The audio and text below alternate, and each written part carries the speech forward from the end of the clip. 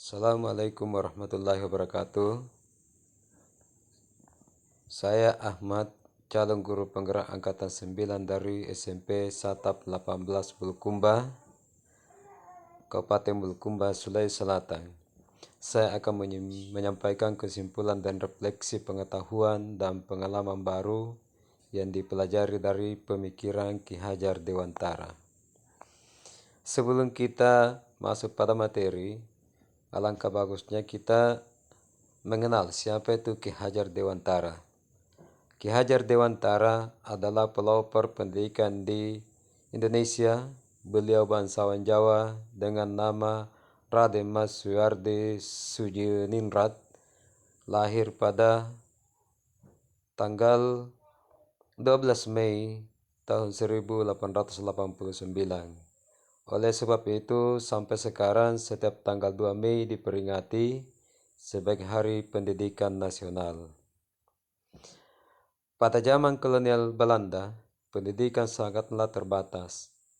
Mereka hanya diajarkan membaca, menulis, dan berhitung karena tujuannya untuk dikerjakan di perusahaan. Itu pun hanya anak-anak bangsawan yang bisa sekolah untuk dididik untuk calon pegawai. Dan pada tahun 1922 lahirlah Taman Siswa di Yogyakarta sebagai gerbang emas kemerdekaan dan kebudayaan bangsa. Berkat jasa Ki Hajar Dewantara hingga saat ini, semua warga Indonesia bisa menikmati mengikuti pendidikan dan pengajaran. Menurut pemikiran Ki Hajar Dewantara, pendidikan adalah tuntunan di dalam hidup tumbuhnya anak-anak. Maksudnya pendidikan menuntun segala kodrat yang ada pada anak-anak agar mereka dapat mencapai keselamatan dan kebahagiaan yang setinggi-tingginya. Pendidikan diibaratkan petani atau tukang kebun. Kehidupan yang fungsinya menuntun tumbuh atau hidupnya kekuatan kodrat yang ada pada anak agar memperbaiki lakunya, hidup dan tumbuhnya kekuatan kodrat anak. Maka dari itu, sebagai guru mampu menuntun kelakuan anak sesuai garis kodrat anak agar anak bisa merdeka lahir dan batin guna bekal di hidup di masyarakat. Adapun refleksi diri melalui 3 pertanyaan berikut. Apa yang Anda percaya tentang murid dan pembelajaran di kelas sebelum Anda mempelajari modul 1.1? Sebelum saya mempelajari modul 1.1 mengenai refleksi pemikiran Ki Hajar Dewantara, saya mempunyai beberapa keyakinan bahwa kegiatan pembelajaran sering lebih dominan memberikan tugas kepada siswa untuk menulis sebelum saya menjelaskan dan selalu memakai metode ceramah daripada metode diskusi, sehingga guru lebih aktif daripada murid. Saya juga sering berkata pada anak bahwa seorang anak dikatakan berhasil jika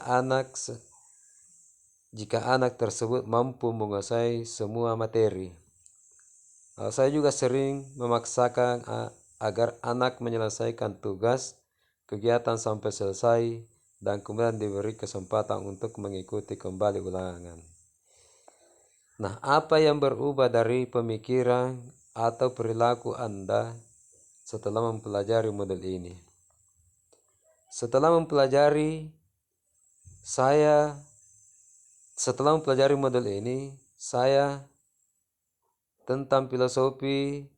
Setelah saya mempelajari modul 1.1 tentang filosofi pendidikan Ki Hajar Dewantara, banyak pemahaman yang saya dapat. Pemikiran Ki Hajar Dewantara terdapat pendidikan sangat bagus dan membuat saya mengerti bagaimana sebaiknya melakukan kegiatan pembelajaran dan memperlakukan anak-anak.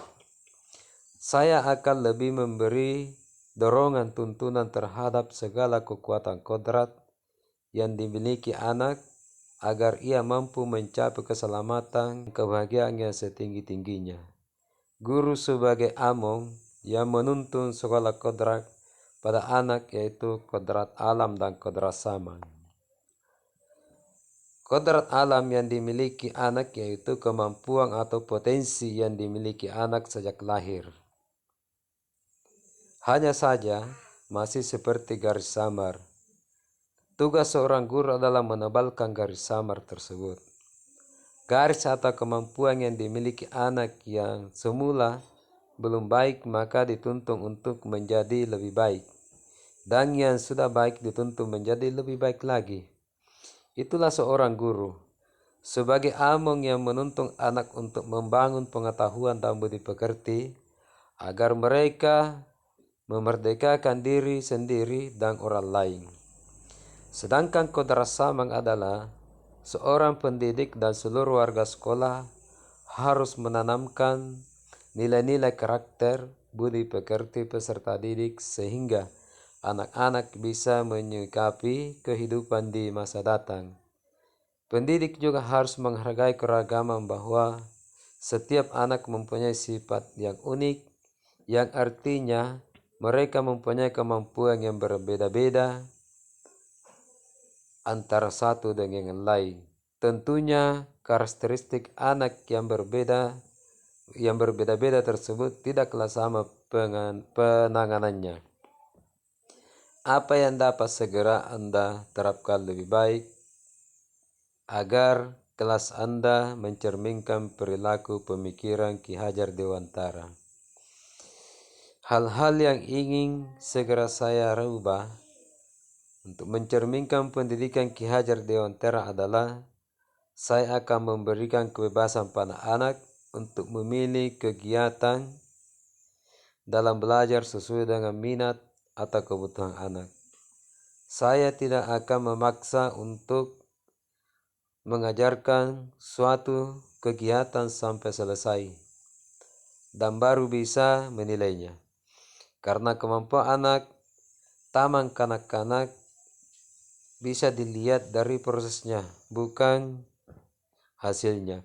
Kegiatan pembelajaran yang saya lakukan lebih banyak mendorong untuk berpikir kritis kreatif dengan membangun semangat dan memberi kalimat-kalimat sehingga pembelajaran lebih berpusat pada anak. Perkataan-perkataan yang saya berikan pada anak lebih banyak yang membangun semangat, tidak mendoktrin dan tidak menghukuminya. Demikianlah yang persentase kali ini.